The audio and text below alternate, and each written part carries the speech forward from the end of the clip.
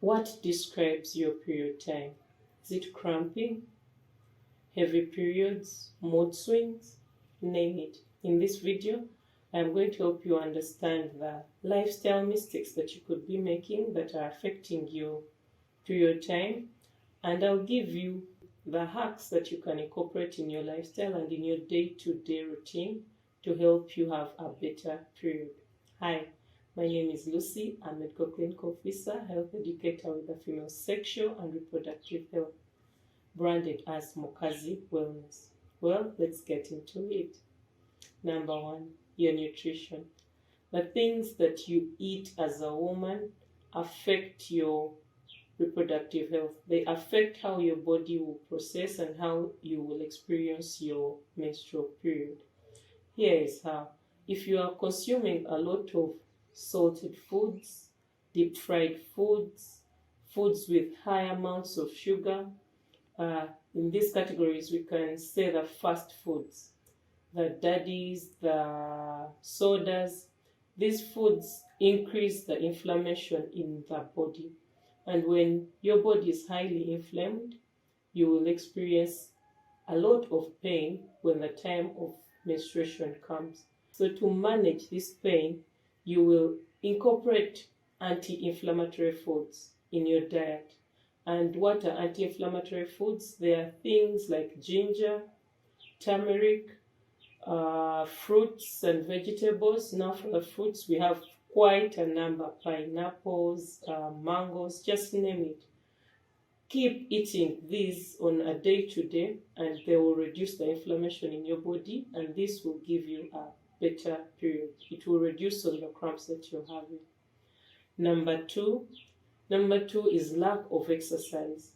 When you lack exercise in your body, it reduces on the blood flow. So this reduction in blood flow still will give you different side effects, I will say. But when we exercise, the body produces feel-good hormones. And these are hormones like the serotonin and dopamine, which help us to manage our moods.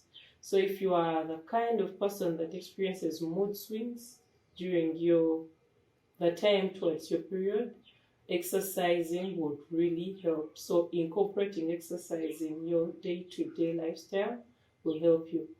The third thing that we rarely pay attention to is sleep. So we are created to respond to the sleep cycle naturally, and while we are sleeping, our body carries out the healing and it heals itself as we sleep. So if you are not getting enough sleep, recommended is 7 to 9 hours of sleep. So if you are not getting enough sleep, your body does not get the time to heal itself. And when it does not heal itself, it goes into the stress mode. And when we are stressed as women, or even the men, when we are stressed, the body produces a hormone called cortisol. Now cortisol works when it is produced in high amounts, cortisol is not 100% bad, because the body needs it to respond to the moments when we get scared.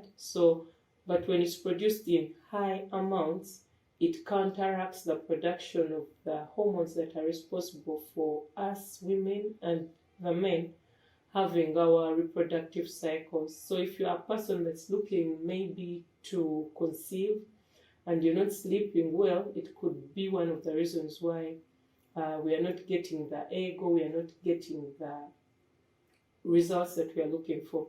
So sleep, prioritize your sleep, and try to get 7 to 8 hours of sleep. If you are having trouble with falling asleep, or you're getting insomnia, you're waking up in the middle of the night, there are a few things that you can try out. Number one, get a sleep time.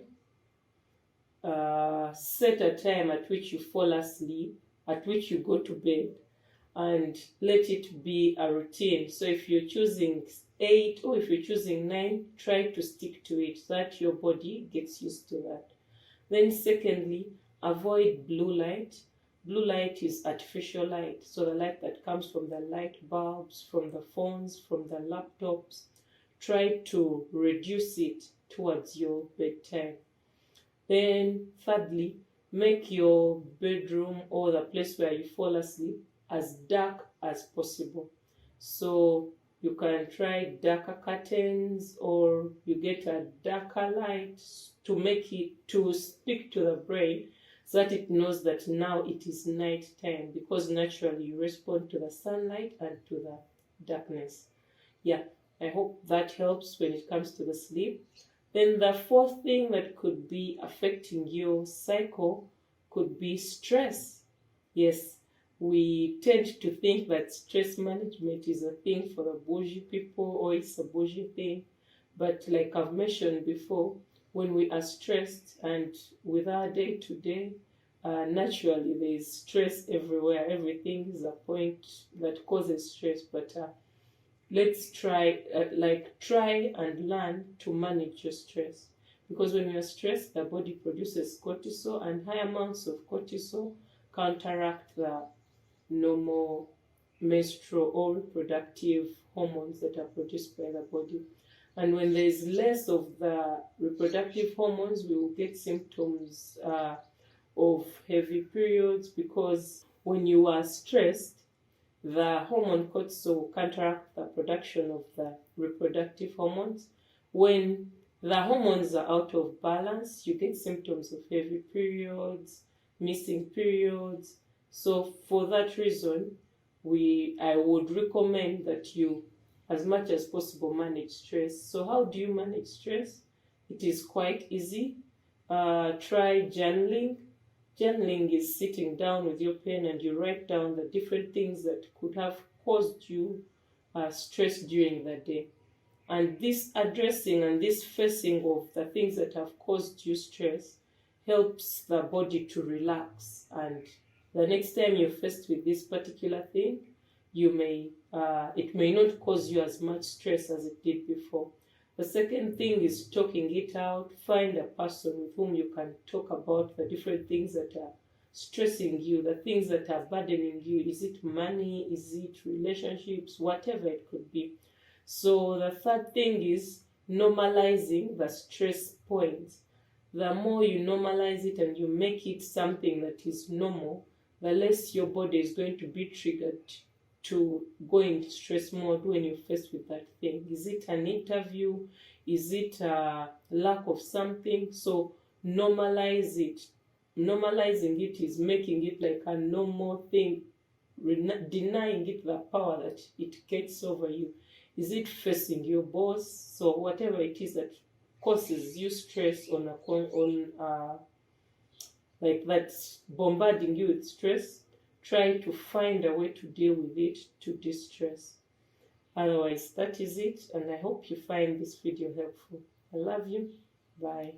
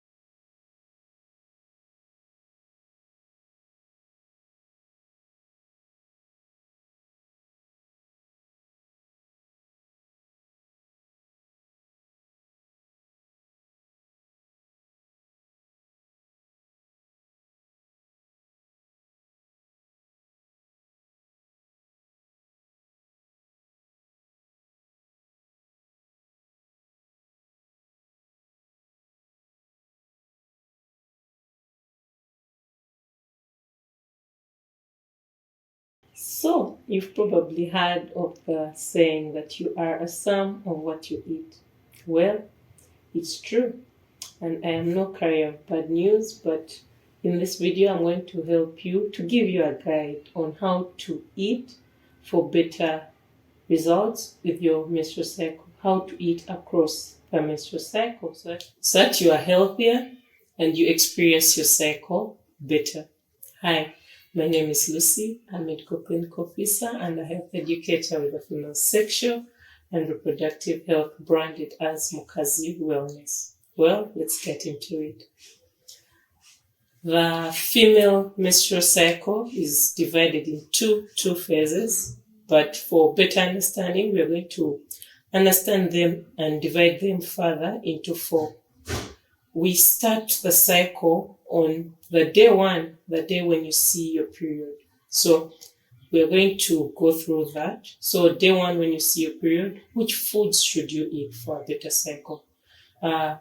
If you are a person that experiences cramps or heavy period, it is recommended that you eat anti-inflammatory foods. Well, in the video before, we talked about inflammation and the anti-inflammatory foods.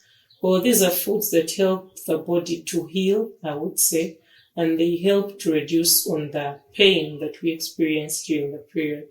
So foods or spices like ginger, turmeric, vegetables like pineapples, pineapples are fruits like pineapples, vegetables like spinach, those are anti-inflammatory foods. So when you're on your period, it is recommended that you consume some of those to help us reduce the inflammation, but they have another benefits of helping us to gain back the iron that we are losing.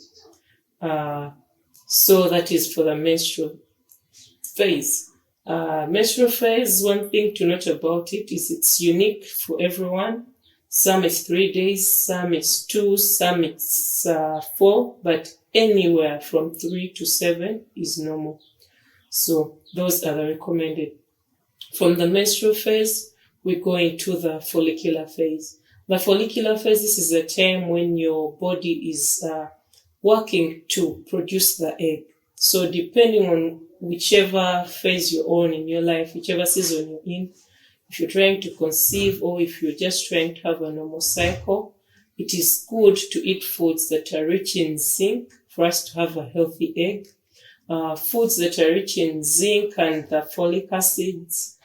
These are the vegetables still, but also paying attention to the zinc. We have the pumpkin seeds. Those will do us good to give us some zinc. We have the hemp seeds. We have the flax seeds. Then if you are not getting these things easily, you can look at the supplement part of it. But if you can easily get the pumpkin seeds and the vegetables, you can do away with the supplements. So from the follicular phase, the egg will fully mature, and then we shall go into the ovulation. So now on ovulation, we need more of the vitamins to help us have the egg easily without experiencing signs of ovulation pain and the different symptoms that come with ovulation. So a simple thing or just something to note about ovulation pain. Ovulation pain should not last beyond 2 days.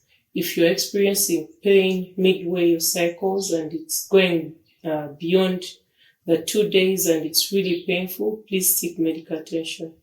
Yeah, so back to the nutrition.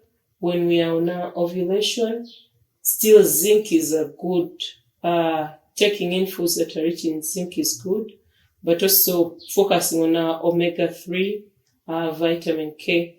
Omega-3 is present in chia seeds, so if you're hydrating, if you're taking in your water, it will do you good. If you dropped some bits of chia seeds in your water, then the vitamin K is present in the foods like the meats, the liver.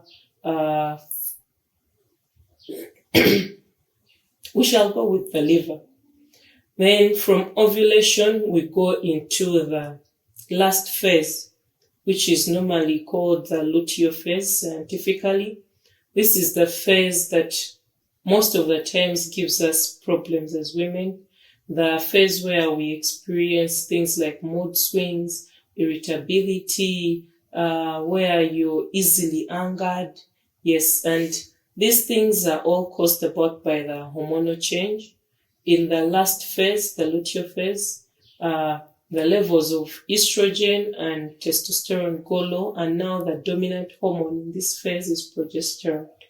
So progesterone gives us those different side effects, or the reduction in estrogen will also give us that. So how do we eat to manage these symptoms? Well, we shall eat foods that are rich in magnesium. We shall eat foods that help us to detoxify the liver. Foods like cabbages, the broccoli, the cauliflower, all that helps us to detoxify the liver. The liver is that organ that helps us to clean the body. So when the liver is clean, it will also quickly break down anything that could linger around. When I say anything that could linger around, the biggest culprit normally is the excess estrogen that we get from the environment, from the perfumes, from the plastics, generally from the environment. So when the liver breaks that down, the body can quickly, the